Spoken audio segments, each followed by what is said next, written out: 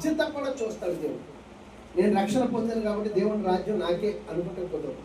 నీకు ఇచ్చిన రక్షణ నువ్వు ఎంతమందికి ఇస్తున్నావు? నువ్వు ఇచ్చిన రక్షణ ఇతరులకు నువ్వు పొందుకున్న రక్షణ ద్వారా ఎంతమందికి నన్ను పరిచయం చేస్తున్నావు, ఎంతమందికి నా శక్తిని వెల్లడపరుస్తున్నావు, ఎంతమందికి నా ప్రేమను ప్రకటిస్తున్నావు అని దేవుడు ఖచ్చితంగా అడుగుతాడు.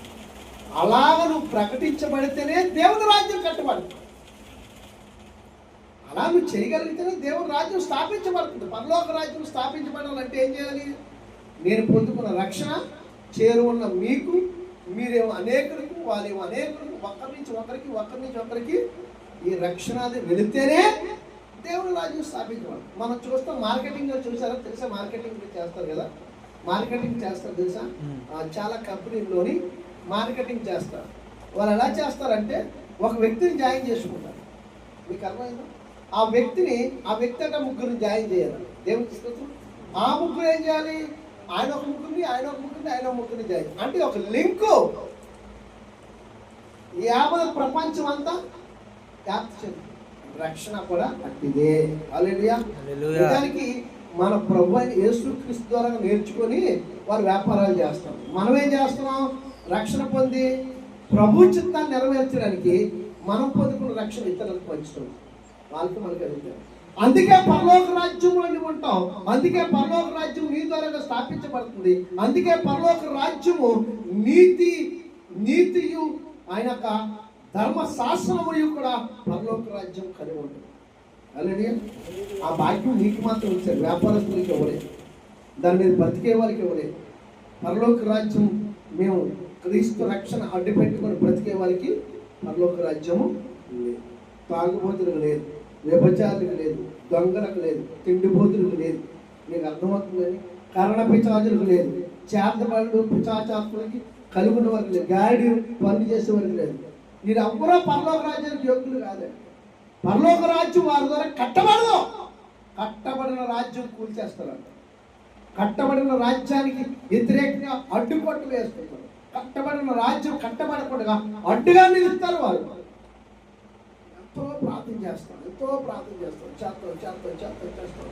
కార్యములు చూస్తున్నాం, అద్భుతాలు చూస్తున్నాం, మేలులు చూస్తున్నాం. దేవుడు తన మహిమ కార్యాలు జరిగిస్తున్నాడు. ఒకేసారి అడ్డొచ్చినాం, కారణం ఆగిపోతుంది. కారణం ఏంటంటే మన మధ్య ఎక్కడో పురుషుని పిండి లాంటోడు, బలురాక్ష మొక్కలు అంటాడు, బలుసు మొక్కలు అంటాడు, ఎక్కడో ఒకడు ఆ కర్ణ పిచాచి కలిగిన వాడు, లేకపోతే గారిడి కలిగిన వాడు ఎవడో ఒకడు ఉంటాడు. వాడి వల్ల ప్రార్థనకు భంగం వచ్చి కార్యం ఆగిపోతుంది. దేవుడికి స్తోత్రం. అక్కడితో రాజ్యం ఆగిపోతుంది. ఆగిపోకుండా సాగిపోయే నిమిత్తమే నాగడ్డిపై చెయ్యి వేసి గురు యొద్దకే బహుమానం పొందే రీతిగా నీ సిలువను ఎత్తుకొని క్రీస్తు వైపు చూస్తే ఆగక సాగి వాడు హతమార్చబడతాడు. నీ సువార్త పరిచర్య, సిలువను కూర్చిన వార్త, రక్షణ శృంగనాదము అనేకులకు వెలువడతాడు. దేవుడికి స్తోత్రం. నీ ద్వారా 100 మంది కట్టబడితే ఆ 100 మంది ద్వారా 1000 మంది కట్టబడతారు, 1000 మంది ద్వారా లక్షల మంది కట్టబడతారు, లక్షల మంది ద్వారా కోట్ల మంది ప్రజలు దేవుని రాజ్యము కట్టబడతారు. దేవుడికి స్తోత్రం.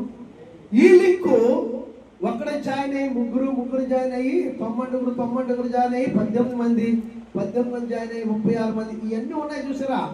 వీళ్ళు జీవనోపాధి కొరకు ఈ లోకంలో బ్రతకడానికి వేసుకునేంటి మార్గం. కానీ నా దేవుడు, మన దేవుడు నిత్యత్వములో నిత్యము తరతరాలు యుగయుగాలు ఆయనతో ఉండుటకు ఏర్పాటు చేయబడిన రాజ్యము రక్షణ ద్వారా వచ్చేదే, రక్షణ బాహుల్యము ద్వారా కలిగేదే, రక్షణ క్రీస్తు రక్తము ద్వారా, క్రీస్తు ప్రాణము ద్వారా కట్టబడేదే దేవుని యొక్క రాజ్యం. అందుకే ధనమును పోలి మీరు లింకుల ద్వారా ధనము సంపాదిస్తారు. మనము సువార్త రక్షణ విధానము ద్వారా పరలోక రాజ్యాన్ని సంపాదిస్తాం. పరలోక రాజ్యం కట్టబడతాం. ముత్యముల పోలు ఉంటుందంట. ఒక మనుషులు దేశాంతరం పోయిన మనుషుల పోలు ఉంటుంది, ఒక వరకుతున్న పోలు ఉంటుందట, ఆవగింజన పోలు ఉంటుంది. ఆవగింజ తెలుసండి? అన్ని మొక్కల్లో కల్లా, అన్ని కూర మొక్కల్లో కల్లా చాలా చిన్నదంట. అవును, బైబిల్ చెప్తుంది. ఏం చెప్పింది? అన్ని ఆకుకూర మొక్కల్లో కల్లా చాలా చిన్న మొక్క అది. కానీ దాని యొక్క కొమ్మలట సముద్రం వరకు వ్యాప్తి చెంది ఉంటాయి. ఏంటండి? నలుదిక్కుల సముద్రం వరకు వ్యాప్తి చెందుతాయట. ఆ యొక్క ఆవగింజ ఆ కొమ్మల కిందనట అనేక పక్షులు నివాసం చేస్తాడు, అనేక మంది నివాసము చేస్తారు. ఆ ఆవగింజే క్రీస్తు. హల్లెలూయా. ఆయన రెక్కల నీడనే ఈ సృష్టిలో ఉన్న ప్రతి ఒక్కరు నివాసం చేసి దేవునికి స్తోత్రం. హల్లెలూయా.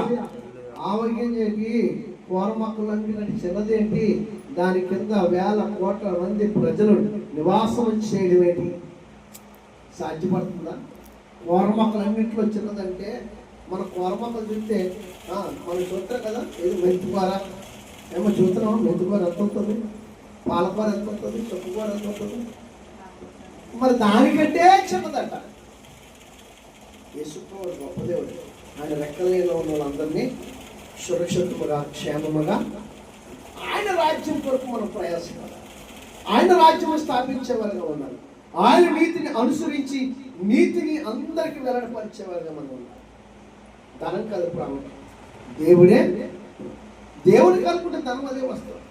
ధనం కోసం కాదు నీ ప్రయాసం ఉండాలి. నీ ప్రయాసం ధనం గురించి ఉండకూడదు, దేవుని రాజ్య స్థాపన కోసం ఉండాలి. నీ ఆలోచన ధనం కోసం కాదు, దేవుని రాజ్యం ఎలా కట్టాలన్న ఆలోచన కలిగి ఉండాలి. నీ యొక్క ఉద్దేశము ఆ ధనం గురించి.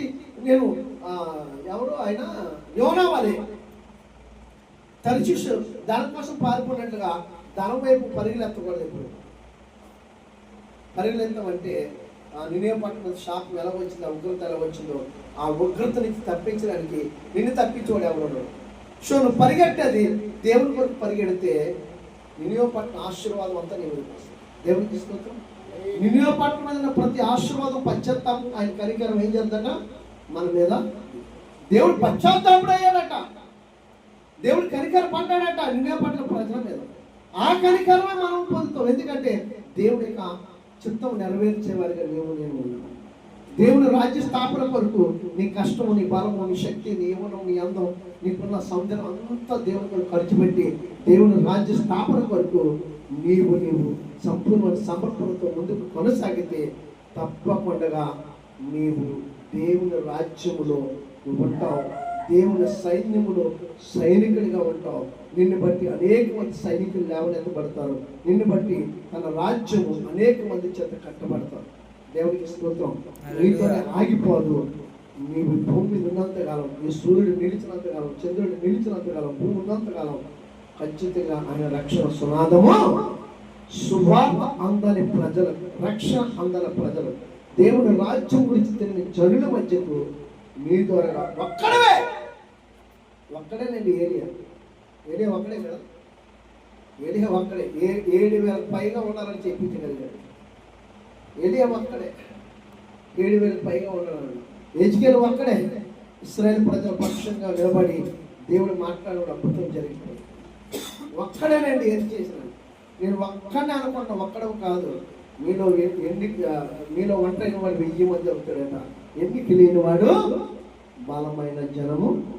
అంటే ఎంత జనమైన వాడు ఒక్కడే. ఒక దూతగా, ఒక దేవదూత ఉన్నది కదండి. మనం ఏమనుకుంటాం, ఆయన దూత కావడం ఉంది అనుకుంటే ఒక దూత అనుకుంటాం. కాదు, ఒక దూత 6,000 సైన్యం అండి. ఒక దేవదూత 6,000 సైన్యం. హిజ్కియాని సనిహేము దండెత్తు వచ్చినప్పుడు, హిజ్కియా మీద శత్రువు దండెత్తు వచ్చినప్పుడు ఒక్క రాత్రిలో 1,85,000 మందిని హతమార్చింది ఒక దూత. అంటే ఒక దూత అంటే 6,000 మంది దూతలు కలిసి 1,85,000 మంది ఖడ్గానికి కూలిపోయారు. దేవునికి స్తోత్రం. మనం దూత అంటే ఒక్కటే అనుకుంటాం, ఒకటి కాదు. ఒక దూత 6,000 సైన్యం. దేవునికి స్తోత్రం. 6,000 దూతలు నీ చుట్టూ కాపుదలు ఉంటాయి. యెహోవా యందు భయభక్తులు కలుగున్న వారికి ఆయన దూత దేవుని రాజ్యం స్థాపించడానికి, దేవుని రాజ్యం కట్టడానికి, దేవుని రాజ్యం గురించి వార్త ప్రకటించడానికి, దేవుని రాజ్యమును సర్వజనులకు అందించడానికి నీ పక్షమున దేవుని దూతలు ఉంటారు. భయపడక్కర్లే.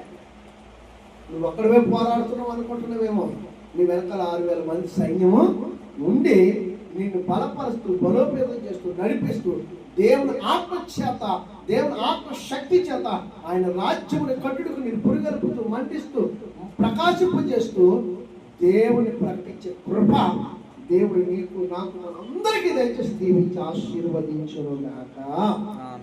ఆమేన్ ఆమేన్ ఆమేన్. దేవుని రాజ్యము కట్టబడును గాక. రక్షణ పొందిన ప్రతి వారితో దేవుని రాజ్యము కట్టబడును గాక. దేవుని నీతి స్థాపించబడును గాక.